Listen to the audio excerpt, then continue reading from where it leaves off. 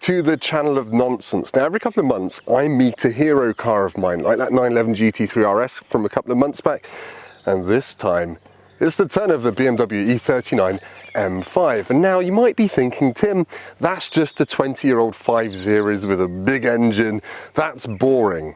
And if you do think that, please unsubscribe, you don't really deserve internet access. So anyway, I'm going to show you why this is my hero, frankly. Let's get going.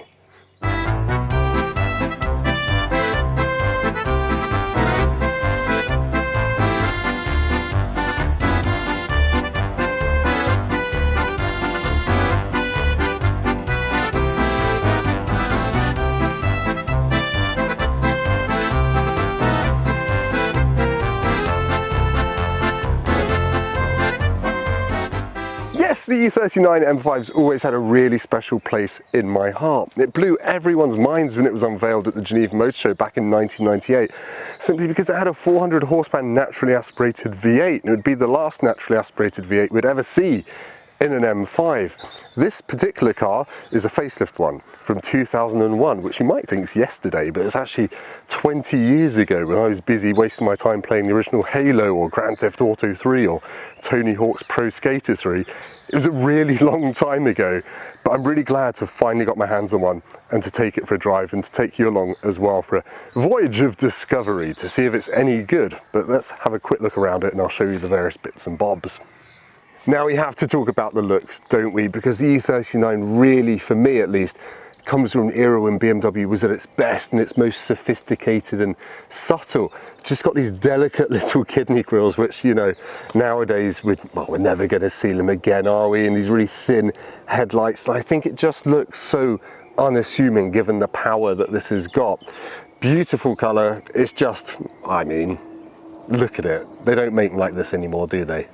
That 400 horsepower came courtesy of this, the 4.94 litre naturally aspirated V8. And that power kicked in at 6,600 RPM, which is stratospheric, isn't it, these days in terms of turbocharged power from 5 RPM. Now, I still got 500 newton-meters of torque from this at 3,800 RPM. That's obviously goes for a 6-speed manual only, to the rear wheels only, for a 0-62 mile-an-hour time of 5.3 seconds and a limited top speed of 155. So back in the day, this was ballistic, although actually on paper I think it's probably about as quick as an E46 M3, which came out 2 years after the first one of these. But anyway, V8 versus straight 6, not a tricky one. Although the M3's engine is actually really good, but I'd rather have a CSL. Anyway, enough waffle, let's look at the rest of it. Now from the side, I think you'll really appreciate just how small this is. Put this next to a new 5 Series and it will be utterly dwarfed. I got out of a new M3 into this and it felt like I was driving a slipper suddenly. That said, this is a 1.8 ton car, which is 100 kilograms more than the new M3. Anyway, let's talk about money for a second. This is BMW UK's heritage car. It cost them about 18 grand a couple of years ago, I think. If you want one, you can get an okay one for about £15,000, and some dealers will try and rinse you for 35 grand for one with about 40,000 miles on it. I would just buy a slightly leggy one, look after it, and then thrash the nuts off it. New in 2001, this cost £57,000 to its first owner. Put that through an inflation calculator and it's £97,500, which is actually only 5 grand less than a new M5 competition. So nothing's actually got more expensive other than money itself. Welcome to what I think is the most stunning rear end in BMW M car history. You've got this iconic chrome quad tip, it's got the M5 badge and this delicate little lip spoiler along the top of the 460 litre boot, which is fine. It just looks slightly old and grey carpety because it is old and grey carpety. But yeah, that is quite a useful space. It goes kind of quite a long way that way. But yeah, I can't get over this. I think it just looks amazing from the back. It's so tidy, it's so clean. You've got those whopping great rear tyres kind of sticking out from the side. I'm going to have a little sit down on my own over here and have a little moment. Backseat space in the E39 M5 is actually really, really good. I haven't got a huge amount of space under the seat in front for my feet, but it's okay. The thing that strikes you in here is how low the kind of belt line is, so you actually feel like you're sitting above the windows, just because it's an old car and crash protection wasn't so much of a thing back then. So it feels actually quite light and airy in here. I've got 15 USB-Cs, I've got an iPad thing, I don't have anything, but I've got very comfortable leather seats, and it has ISOFIX. I think only the later facelift cars got ISOFIX, but I've had my kids' seats in here, sorry BMW, and this one has optional sun blinds for the back windows, so you don't get crispy toasty baby. Excellent news.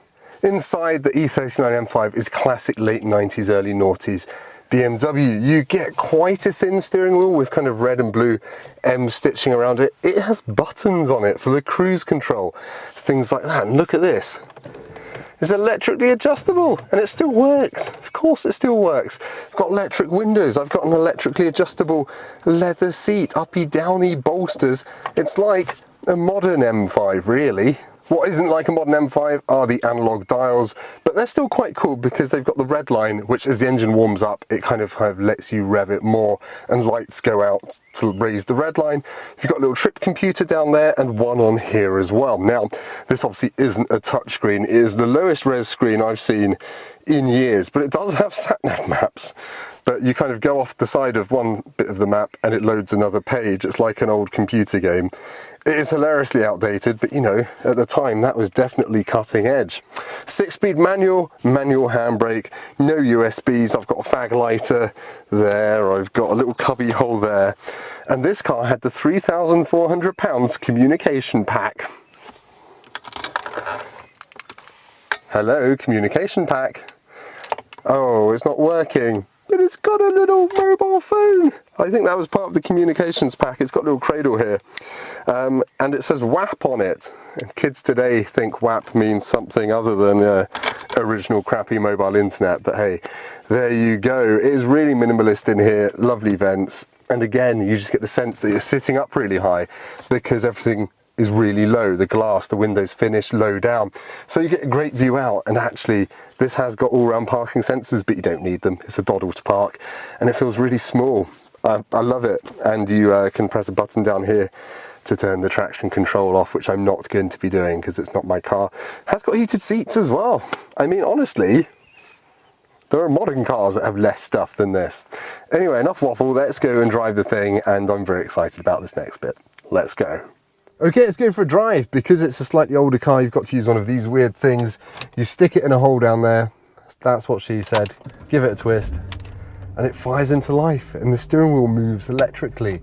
Handbrake off, into first, and away we go. The gear shift is slightly further to the left actually than you would think, which, you know, isn't usually something you expect for something from Munich. And it's instantly got that big engine torquey feel because it takes basically no revs to pull away. I have discovered what I think is a flaw with this particular car, and that's that the fan and aircon doesn't seem to do anything. So I might get a bit sweaty, apologies about that. The engine is warmed up and the lights have gone out around the tacho to tell me that. But so far, this immediately just feels like a relaxing car. It rides impeccably well. It's just got none of that harsh jaggediness that we get from modern M cars. It feels, just feels like it floats down the road, completely controlled. Why did suspension just get so difficult to get right? This feels spot on. And the pedals are perfectly placed for heel and towing as well. Right, you probably want to know what this is like to drive on a twisty country road. I'll see you again in a minute when I get to my nice 60 limit.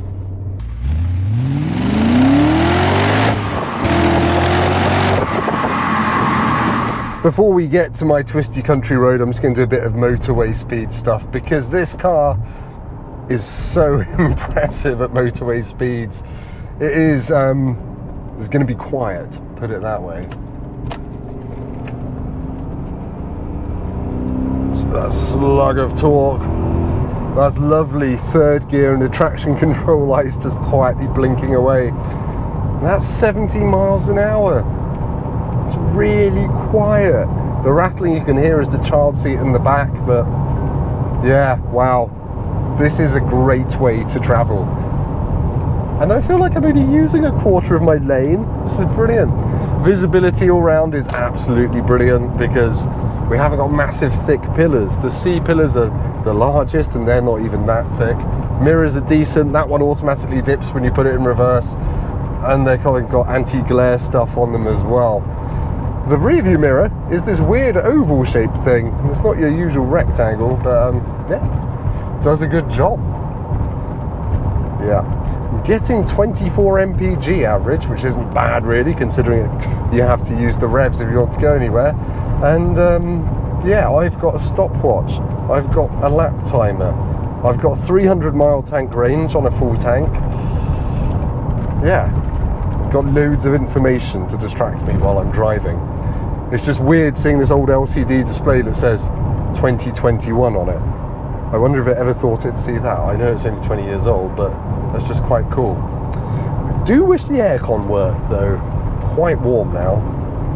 One feature people normally whinge about in M cars of this era are the brakes, and the brakes in this are actually, they're not great. They're all right. If you're taking it on track, why would you take it on track? They would be terrible, but on the road, as long as you put a bit of thought into what you're doing, they're all right. There's a button down here marked Sport, which I've pressed, just because it sharpens up the throttle response, which makes heel and towing a bit easier in my big clumsy boots. But it doesn't change the steering weight because it's a normal steering rack, and it doesn't change the suspension because it's not on adaptive dampers. It just sharpens things up by your feet. Right, we're coming up to the country road where I can accelerate and talk about the power of that engine. First impressions that I've got from this engine are, it's quite subtle, as you might expect. The sound is reasonably subdued, not helped by the fact this car has optional double glazed windows.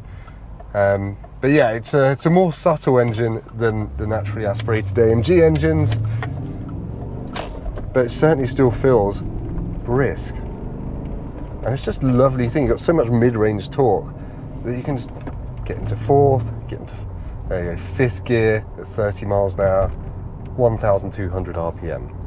I love big engines like this. But anyway, national speed limit. Let's go down to second, shall we? 30 to 60. That's 60. That was quick. You can do it all in second gear.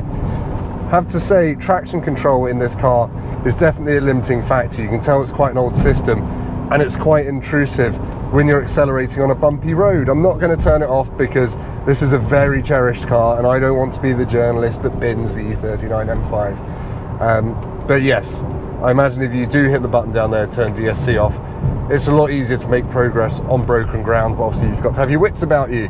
The steering is actually quite slow, as you might expect for a car of this era. It's not razor sharp, it's not full of feel. To be honest, it's a little bit vague almost, but it's fine. It goes where you point it. It just takes a little bit more of turning the wheel than you might expect. I just love, never get bored of just that instant throttle response, especially in sport mode, blipping a downshift for no reason other than to accelerate again. Let's see how it feels out the corner on the power. Yeah, just grips and goes. You sense it slightly pushing you out the corner in the back end, doing that a little bit. But as I said, the traction control does kick in, or stability control does kick in really early. Kind of when you're not expecting it to as well.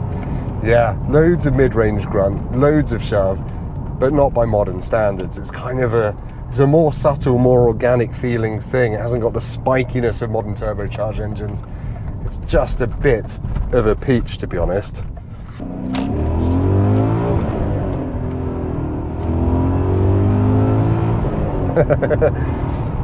That's better. I did turn stability control off there just to see how it felt, and it does accelerate much more cleanly.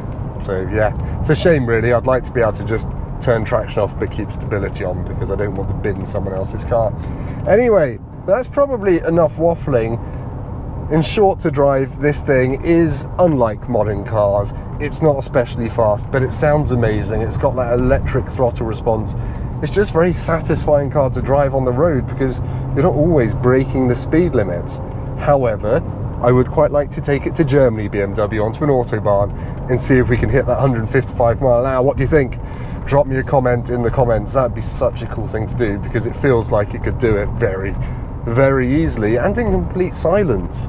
Kind of makes you wonder, really, how much progress have we seen in the past 20 years? We've got 0 to 60 times to shock people and to get good reactions on YouTube. But really, did we need to go much faster than this? Did we need to be more aggressive? Did we need cars to be more uncomfortable? Would I have a modern M5 over this? Absolutely not. Absolutely not. And that's not just because I think the new M5 is a bit pony in the ride department. This is just a nicer thing for me. Maybe it's because I'm old and this is one of my icon cars as a kid, but there we go. Back to you, Tim, for a less whimsical outro, please. So in conclusion, should I have met my hero? Do I still want an E39 M5? More than ever, to be honest. It's not necessarily rapid by today's standards. Any modern M car is faster than this, but it's got naturally aspirated almost 5-litre V8. You can't argue with that. It's subtle yet thuggish. It's beautiful to look at. It's surprisingly tactile, and it's got that old school car feel of just everything being airy. It's easy to place on the road. It doesn't feel too big. And it's just still modern enough. It's got parking sensors, it's got cruise control, it's got a TV that doesn't work anymore, it's got electrically operated seats. Yeah, you could absolutely daily one of these happily in 2021. In short then, this is still a luxury saloon with a real thuggish underside, and you could probably, if you wanted to, apparently do kind of smoky burnouts and stuff like that if you wanted to in your own one. I've not done in this because it's not mine. Yeah, absolutely love it. I'm so glad I finally got the chance to drive one. Hopefully this was entertaining to watch. If it was, please like this video, subscribe to the channel, and leave me a really nasty comment in the comment section, and I'll probably shout your mum at you. Anyway, thank you so much for watching. Goodbye. I'm going to go and do more driving in this.